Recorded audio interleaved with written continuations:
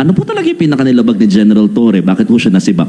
It is simply a choice of the President to take a new direction for the PNP.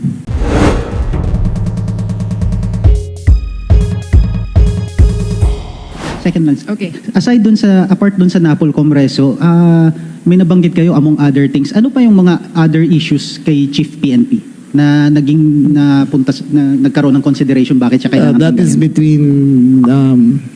between the national security apparatus and him, and that is an executive privilege we cannot divulge. Okay, thank you so much. Mr. Mon Galvez of TV5. Hi, Sec. Good morning. Yes, sir, this is actually baka repetitive question na lang, pero just to clarify, you were mentioning a while ago that this is a country of laws and not of men. Ano po talaga yung pinakanilabag ni General Torre? Bakit po siya nasibak? He did not violate any laws. He has not been charged with any violations. He has not been charged criminally nor admissively. It is simply a choice of the President to take a new direction for the PNP. Medyo vague, Sec. Medyo vague. Well, what is more vague than he violated? Then he didn't violate any laws. He didn't violate any.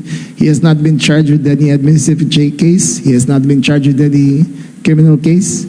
But he is a presidential appointee who serves at the pleasure of the President, and the President has made a decision to go in another direction. So more on trust and confidence lang po ito. More on trust and confidence lang. The President reserves the right to see what is best fit for the PNP.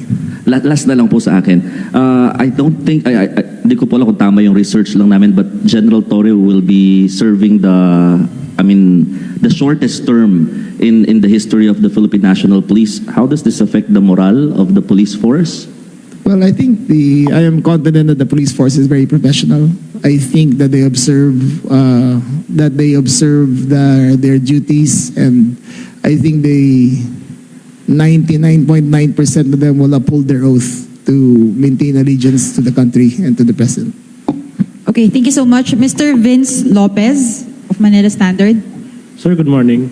Sir, for the duration na Chief PNP si General Torre, may mga na-relieve yung mga officers. What would be the magiging nung mga official na yun, sir?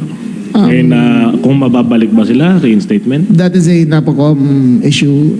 As according to NAPOCOM law, NAPOCOM procedures, level 3 going up is up to will be taken up by the NAPOCOM board, and the NAPOCOM will convene this week and reconstitute the leadership of the Philippine National Police. Okay, thank you so much. Mr. Jairo Boledo of Rappler.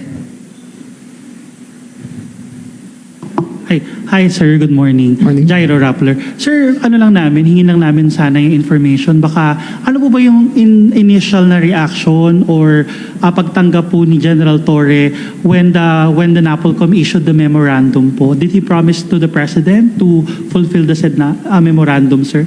Thank you. That will be revealed on a later date.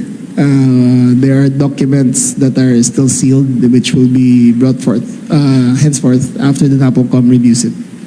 Last question for me, sir. In relation to Vince's question, the NAPOLCOM reversed a few assignments made by the President, made by PNP Chief Torre, including some of the appointments in CIDG and all that. Ano na po mangyayari doon sa order na yun ng NAPOLCOM? Again, the NAPOLCOM will constitute again this week, and then we will review all the appointments and make the necessary recommendations to the President. Okay, thank you so much. Before we continue, following this question and answer, we will move to the next part of our program, the official assumption of office. So, Mr. Mark Gabriel, please, from Net25.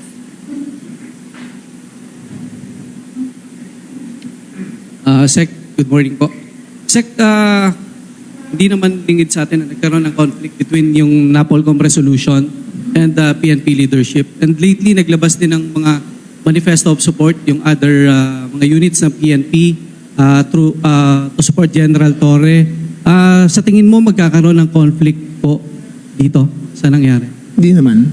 I think those statements were done in an emotional state. I think in the end, they will follow their oaths and be true to their service. We do not consider it in any way as such other than as a statement of support. We do not color it with anything else except that. So we do not expect anything different from the service after this turnover occurs. Sec, tanong ko lang. Did you recommend the relief of General Torre after this conflict? Sir, that is a prerogative of the President. I have no say whatsoever, nor did I advise whatsoever. A chief PNP is the sole body, the sole entity to tackle such an appointment, or relief is only from the office of the President. Okay, thank you so much. Mr. Jason Gigales of Inquirer. Good morning, SILG. Paano po if hindi po nag-retire si General Torre po? Kung ayaw ho niyang mag-retire, if he doesn't give up that rank ho, that position, that 4-star position ho? That will be taken up by the NAPOLCOM. However, I was privy to a conversation that the President is considering him for another post in government, and we will know soon if General Torre will accept. Okay, sir. Second question ko lang po on my end. With the appointment po of Nartates, would you happen to know po, ano po yung rationale behind his appointment? Ano po yung reason particularly behind him being selected for this, to replace Torre po? Again, your question was... Ano pong rationale behind Nartates being the selection to replace Torre? Well, General Nartates has served the PNP with distinction, much less with honor and with integrity. The President, while ruminating through the papers and through the qualifications, saw that General Nartates was best qualified to be the next chief PNP. Okay, thank you so much. Ms. Marlene Padiernos of DZMM. Hi, Sec. Sir, nabanggitin nyo kanina walang nalabag na naging paglabag si General Torre na posibleng naging dahilan ng kanyang pagkakasibak po sa service, sa pwesto po. However, sir, ano ho ba yung nakikita niyo hindi ba na siya sa serbisyo ni General Torre? And nung nalaman po ninyo na aalisin siya bilang Chief PNP, nagawa niyo ho ba siyang, nagkaroon po ba ng pagdepensa kahit paano para mapa-stay siya doon sa kanyang post, sir? In terms of the reasons behind it, again, I defer to the President. He is the sole entity to answer that. We just received orders.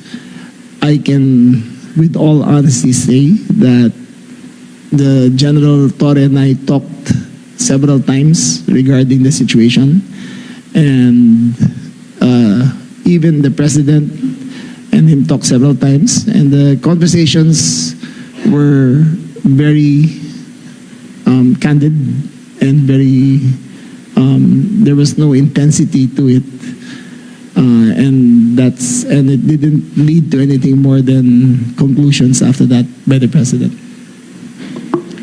Sir, I understand na bagit niyo na po kanina na wala kayong inaasahang conflict within the Philippine National Police kung sakali man dahil dito po sa biglaang pagkapalit ng hepe. However, sir, nung nakaraan kasi nabanggit kanina may mga nagpahayag ng pagsuporta kay kay Sir General Torre, and may ilan po na nanawagan pa ng pagbabago niyo po sa serbisyo sa pwesto bilang SILG. Ano ho ang inyo pong thoughts about this, and if ever may mga ginagawa po tayong paghahanda? Like General Torre, I serve at the pleasure of the President, so I leave it up to him kung ano ang decision niya tungkol sa akin. Okay, thank you so much. Mr. Mark Obleda of Police File Tonight. No questions? Okay, Mr. J. Mark Dagana of Radio Pilipinas. Okay. Mr. Ace Cruz, Balitang A2Z.